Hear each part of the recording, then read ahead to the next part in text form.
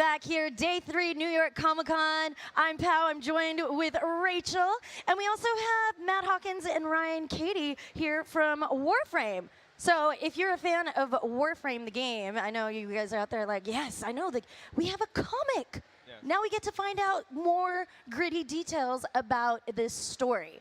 Now I'm really curious. Like I was kind of flipping through, and the artwork is stunning. It's beautiful, and there's some characters there that I've never seen before.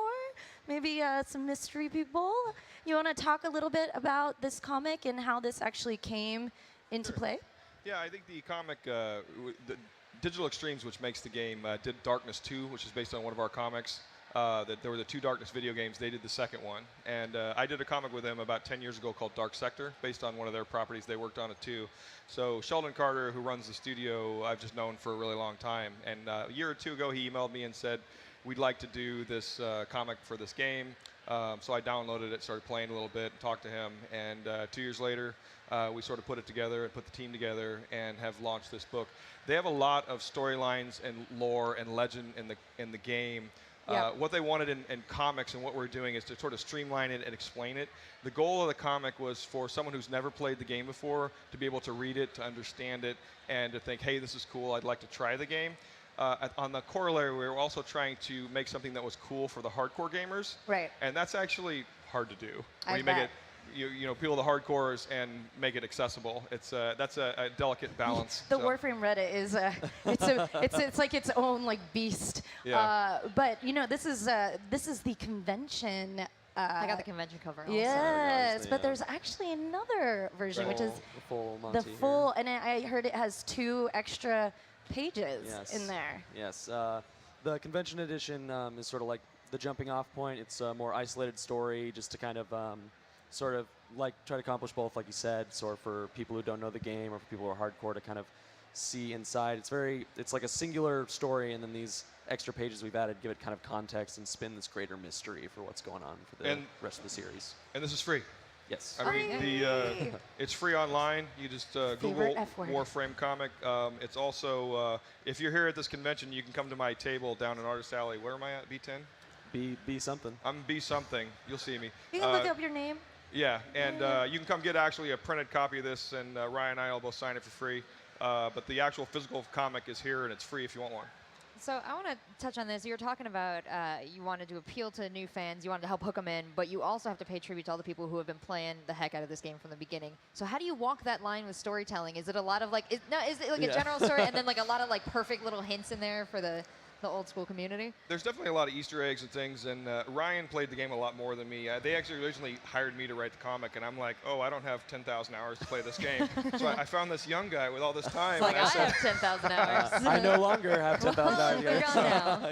I'm like, you go play this game. Spending and it all on Warframe, you know. Yeah. So.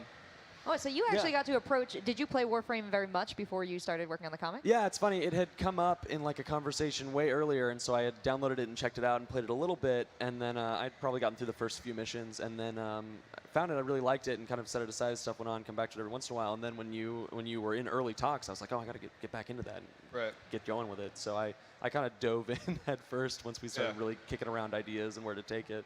And we both played it. I played it quite a bit. I think you played it a lot more than me. Yeah. But it's a really fun game. Here's the amazing thing. It is a full next generation, high quality console game, but it's free. Yeah. And it's not one of these freemium app games where you got to spend $50 a day to compete. You can spend some money on it if you want.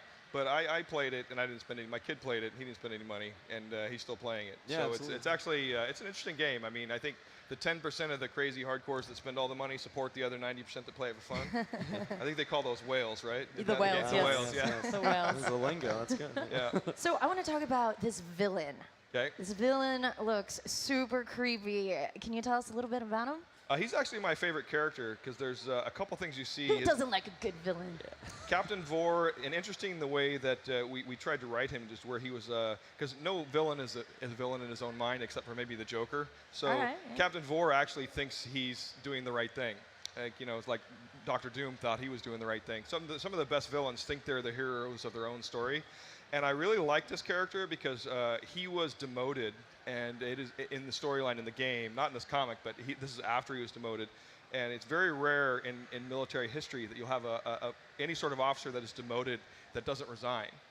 And so he sort of stuck with it because he's a true believer. And for that reason, I kind of dig him as a character. So Yeah, this is very appealing. So when does this actually take place? When's the time frame on this? that's we don't really know. I mean, it's sort of a prequel, whatever, but I like not how really. you're like, yeah. prequel, whatever. Yeah. Well, it's a massive universe, really. So Yeah. you can Yeah. start and finish 1,000 stories anywhere on the Right. timeline. Yeah, I mean, you could pretty safely say it takes place before the game picks up for players, but Right. prequel is a dangerous word to Sure, throw out. sure. It's a lot of connotation. Well, yeah, you guys don't take on the responsibility of world building in Yeah, here, yeah. right? Like, They have a lot of quests and things that sort of developed out, and a lot of lore that they wanted us to try to weave together and make a little more sense of.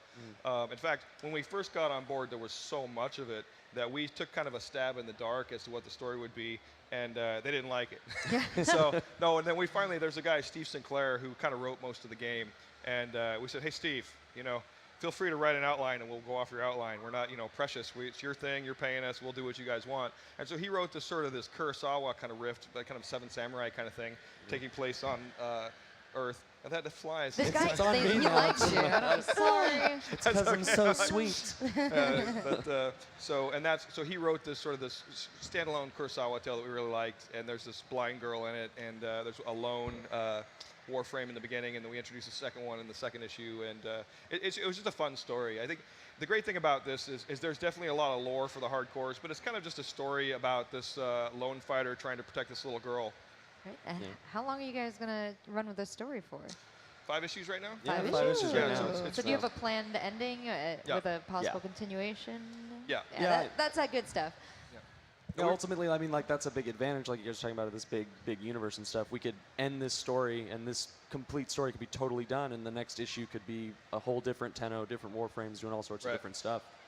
Yeah, I almost that's sort of my favorite, where you just kind of pop into the universe, because when there's a piece of content like this, sometimes people rally around the one way to do things. Like, let me just be this character, be this guy, do things his way.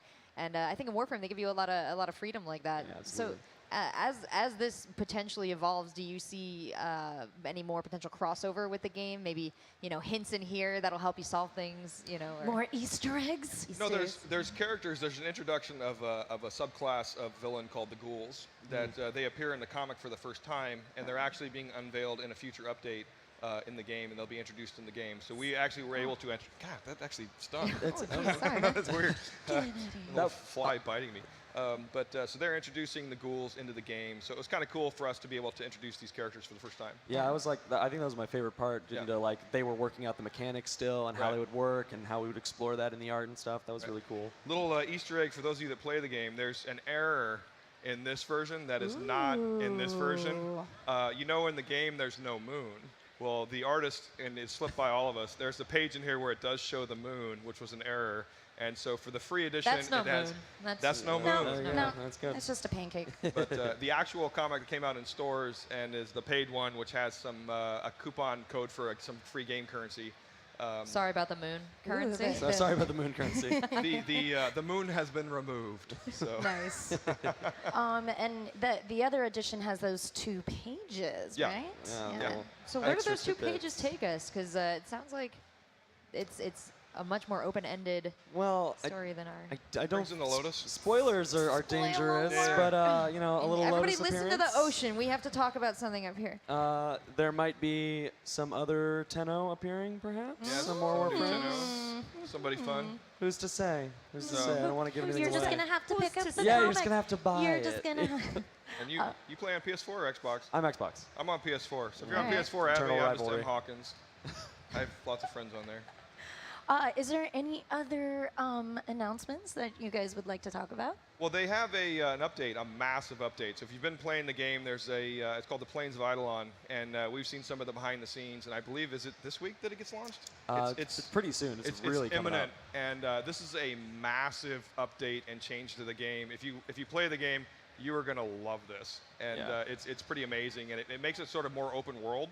And you have, like, now there's missions, and you kind of do these sort of grinding missions to get to different parts. This is a much more sort of open world scenario, open world game, and it's pretty amazing. I was blown away when I saw some of it. Yeah, absolutely, and that's like it'll give more context for the comic too, because they're Right. seeing places. They're going to be able to play in places that are really showing up all over here. So. Full Well, as a circle. Warframe player yourself, are you looking forward to this update? Absolutely, it's intimidating in a good way, you know, the kind of crazy freedom. And we were talking about the Reddit going on there and all the speculation and wild stuff. And I'm like, oh, I know little things about it. Gotta be careful out there. It's Well, fun. thank you so much for being here. Thank you for sharing all the fun Thank you. stuff. Thank you. Thanks so Where can much. people find this? It is on Comixology, which is Amazon's digital app for free. All right. You can come to my booth, which is B10. Someone told me that, and I'm downstairs in Artist Alley, and you can get a free copy of this signed by the both of us. It's free. All right, guys. Well, Thank you guys so Thank you. much. Thank you. Guys, don't go anywhere. We have more New York Comic Con coming.